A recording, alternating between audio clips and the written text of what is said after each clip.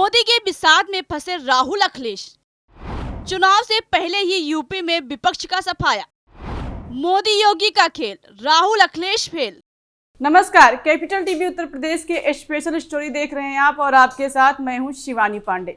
अक्सर सियासत में कहा जाता है कि केंद्र की सत्ता का रास्ता यूपी से होकर गुजरती है। जिस पार्टी की यूपी में ज्यादा सीटें होती हैं उसकी ही केंद्र में सरकार बनती है। इसलिए सभी पार्टियों ने यूपी जीतने के लिए अपनी अपनी बिसात बिछाना शुरू कर दिया है। लेकिन पीएम मोदी और सीएम योगी की जोड़ी ने मिलकर यूपी जीतने की जो हैट्रिक लगाई है उसके आगे विपक्ष का सारा प्लान धारा का धारा रह जाएगा। आज बात करेंगे मोदी और योगी के सियासी बिसात के बारे में, बात करेंगे मोदी के यूपी मिशन के बारे में, बात करेंगे विपक्षियों के फ्लॉप होते सियासत के बारे में। तो चलिए शुरू करते हैं।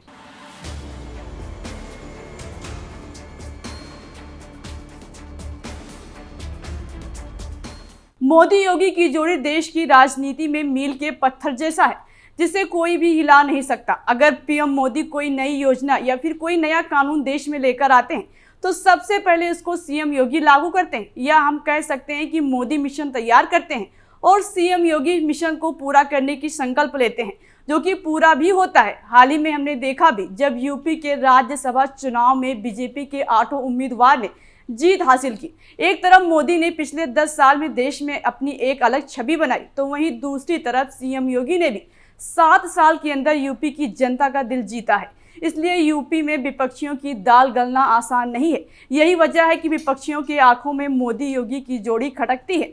खास तौर पर लोकसभा चुनाव में मोदी और योगी ने यूपी की 80 सीटों पर जो मिशन बनाया है उसको सुनकर तो विपक्षी दलों की नींद उड़ी हुई है। दिल्ली के सिंहासन के लिए यूपी क्यों है जरूरी? अक्सर राजनीति में एक कहावत कही जाती कि केंद्र की सत्ता का रास्ता यूपी से होकर ही गुजरता है। जो पार्टी यूपी में ज्यादा सीटें लाती है उसकी ही केंद्र में सरकार बनती है, क्योंकि यूपी में लोकसभा की सीटें अन्य राज्यों के मुकाबले ज्यादा है। ऐसे में सभी राजनीतिक दलों की कोशिश यूपी में अच्छा प्रदर्शन करके यूपी जीतने की रहती है। इसलिए सारे दलों ने यूपी मिशन 2024 की तैयारी में जुट गए हैं, जिसका चुनावी रण भी सजाया जा चुका है। बीजेपी ने यूपी में लोकसभा की 80 सीट और देश भर में 400 पार सीटों का टारगेट सेट किया है। बीजेपी का 2024 में पूरा फोकस यूपी पर है, क्योंकि 2014 और 2019 के चुनाव में यूपी में 2/3 सीट जीतकर सत्ता अपने नाम किया है। इसलिए यूपी में मिशन 80 को हासिल करने के लिए मोदी योगी की जोड़ी सियासी बिसात बिछाने में जुटी हुई है। इसके लिए बीजेपी अपने सबसे कमजोर कड़ी को मजबूत करने में जुटी है, जिसके लिए पूर्वांचल से पश्चिमी यूपी तक अपने सियासी समीकरण को दुरुस्त करने की कोशिश में है। ओम प्रकाश राजभर और दारा सिंह चौहान की वापसी कराकर पूर्वांचल को अपने नाम किया, तो वहीं आरएलडी प्रमुख जयंत चौधरी से गठबंधन कर पश्चिमी यूपी में अखिलेश यादव को बड़ा झटका दिया है। इसके साथ ही राज्यसभा के चुनाव में मोदी योगी की जोड़ी ने ऐसा चक्रव्यूह रचा जिसमें फंसकर अखिलेश की सियासत बिखर गई। सीएम योगी ने अखिलेश के 8 विधायकों को अपने पाले में शामिल करके 2022 में हुए नुकसान का हिसाब बराबर कर लिया। इसी के साथ 2024 के लोकसभा चुनाव में सभी 80 की 80 सीटें जीतने की पटकथा भी सीएम योगी ने लिख डाली। यूपी की सियासत में बीजेपी का कैसे बढ़ा कुनबा? लोकसभा चुनाव से पहले ही मोदी और योगी ने मिलकर यूपी में अपने गठबंधन का कुनबा बढ़ाया। अखिलेश यादव ने 2022 के चुनाव में जातीय आधार के बल पर छोटे छोटे दलों के साथ गठबंधन करके बीजेपी के सामने कड़ी चुनौती पेश की थी, जिसमें सपा 47 सीटों से बढ़कर 111 पर पहुंच गई थी। अगर लोकसभा के लिहाज से देखा जाए तो सपा को 25 संसदीय सीटों पर बढ़त मिली थी और बीजेपी पीछे रह गई थी, जबकि 2019 में सपा बसपा गठबंधन के बावजूद बीजेपी ने 62 सीटें जीती थी और उससे पहले 71 सीटें जीती थी। सपा ने जिन दलों के साथ मिलकर बीजेपी को टेंशन देने का काम किया था, मोदी ने 2024 के चुनाव में उन्हें अपने साथ मिला लिया है। जयंत चौधरी के जरिए अखिलेश पश्चिमी यूपी में जाट मुस्लिम समीकरण के दम पर बीजेपी से मुकाबला करना चाहते थे, लेकिन उससे पहले ही बीजेपी ने जयंत चौधरी को एनडीए खेमे में शामिल कर लिया। इसी तरह सुबह सपा प्रमुख ओम प्रकाश राजभर की वजह से विधानसभा चुनाव में पूर्वांचल बेल्ट के कई जिलों में बीजेपी का खाता नहीं खुला था, लेकिन वो अब एनडीए के पाले में खड़े हैं। स्वामी प्रसाद मौर्य ने ने सपा को अलविदा कहकर अपनी अलग पार्टी बना ली है, तो दारा सिंह चौहान बीजेपी में वापसी कर चुके हैं।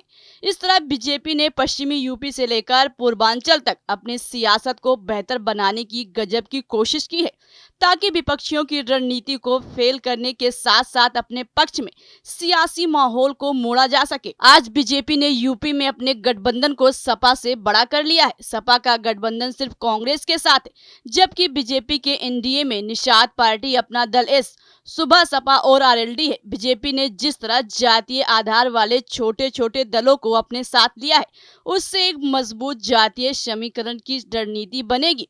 पीएम मोदी को ये बात पता था कि सूबे की 80 लोकसभा सीट अकेले दम पर नहीं जीती जा सकती है। इसके लिए तमाम छोटे छोटे दलों को अपने साथ लाना जरूरी है। सीएम योगी ने लिया अखिलेश यादव से 2022 का बदला। 2022 में विधानसभा चुनाव से पहले अखिलेश यादव ने बीजेपी को झटका देते हुए योगी सरकार के 3 कैबिनेट मंत्री और 10 विधायक को सपा में शामिल किया था। बीजेपी के लिए चुनाव से पहले यह बड़ा झटका माना जा रहा था, क्योंकि ज्यादातर मंत्री और विधायक ओबीसी जाति के थे, जिसका असर विधानसभा चुनाव में बीजेपी के नतीजे पर पड़ा था। साथ ही सीटें भी घट गई थी। लेकिन मोदी योगी की जोड़ी ने गजब की रणनीति बनाई और 2024 के लोकसभा चुनाव से पहले ही सपा के 7 विधायक को अपने पाले में खड़ा कर अखिलेश से हिसाब बराबर कर लिया। लोकसभा चुनाव से पहले सपा के मुख्य सचेतक मनोज पांडे, अमेठी के गोरीगंज से विधायक राकेश प्रताप सिंह, अंबेडकर नगर के जलालपुर सीट से विधायक राकेश पांडे, अयोध्या के गोसाईगंज से विधायक अभय सिंह, कालपी से विधायक विनोद चतुर्वेदी, पूजा पाल और आशुतोष मौर्य से क्रॉस वोटिंग कराकर बीजेपी ने अखिलेश को तगड़ा झटका दिया। ये सभी विधायक अपने अपने क्षेत्र और समाज में एक अलग प्रभाव रखते हैं, जिसका असर लोकसभा चुनाव में सपा पर पड़ेगा। इसके अलावा राजा भैया ने भी बीजेपी को समर्थन किया है। बीजेपी ने अमेठी रायबरेली में बिछाई सियासी बिसात। राज्यसभा चुनाव के जरिए बीजेपी ने लोकसभा चुनाव के समीकरण को दुरुस्त करने का दांव खेला है। बीजेपी ने सपा के जिन विधायकों को अपने खेमे में लिया, उनमें मनोज पांडे रायबरेली के ऊंचाहार से विधायक हैं, जबकि राकेश प्रताप सिंह अमेठी के गोरीगंज से विधायक हैं। इसके अलावा राज्यसभा चुनाव में गैर हाजिर रही महाराजी देवी अमेठी से सपा विधायक हैं। इस तरह से गांधी परिवार के गढ़ अमेठी पर बीजेपी अपना कब्जा जमा चुकी है, जबकि रायबरेली में कांग्रेस का कब्जा 66 साल से है, जिस पर गांधी परिवार का कोई न कोई सदस्य लड़ता आ रहा है। लेकिन बीजेपी इस बार कांग्रेस के दोनों गढ़ों को भेदने की कोशिश में है। 2022 के विधानसभा चुनाव में रायबरेली लोकसभा क्षेत्र के अंदर आने वाली 5 विधानसभा सीटों में से 4 सीटों पर सपा ने कब्जा किया था, जबकि बीजेपी को सिर्फ 1 सीट मिली थी। इसी तरह अमेठी में भी 5 विधानसभा सीटें आती हैं, जिनमें से बीजेपी 3 और सपा 2 सीटें जीती थी। हालांकि इस बार सपा और कांग्रेस ने मिलकर लोकसभा चुनाव लड़ने का प्लान बनाया है, जिसमें अमेठी और रायबरेली सीट कांग्रेस के खाते में गई है। इस गठबंधन से बीजेपी को चुनौती मिलना लाजमी था, लेकिन बीजेपी ने मनोज पांडे और राकेश प्रताप सिंह के जरिए दोनों सीटों को हासिल करने के लिए सियासी दांव खेला है। इतना ही नहीं, ऊंचाहार सीट से 2022 में विधानसभा का चुनाव लड़ने वाले अमरपाल मौर्य को भी बीजेपी ने राज्यसभा भेजकर ओबीसी वोटों को साधने की कोशिश की है। मोदी योगी की जोड़ी अखिलेश राहुल पर पड़ी भारी। लोकसभा चुनाव से पहले यूपी में 10 सीटों पर हुए राज्यसभा चुनाव में एनडीए ने विपक्षी इंडिया गठबंधन को कमजोर कर दिया। सपा के 7 विधायकों के क्रॉस वोटिंग के साथ बसपा का वोट भी हासिल कर मोदी योगी की जोड़ी ने न केवल अपना 8वां प्रत्याशी जिताया, बल्कि मुख्य विपक्षी दल समाजवादी पार्टी की नींद भी उड़ा दी। इसी तरह बीजेपी ने अपने गठबंधन का सियासी कुनबा बढ़ा लिया और अंबेडकर नगर जैसी सीटें जीतने के लिए बसपा के सांसद रितेश पांडे की एंट्री कराई। इसके अलावा इनके पिता सपा विधायक राकेश पांडे को भी अपने पाले में लेकर सपा को तगड़ा झटका दिया, क्योंकि 2019 में बीजेपी अंबेडकर नगर सीट हार गई थी, इसलिए 2024 में अंबेडकर नगर सीट जीतने का दांव चला है।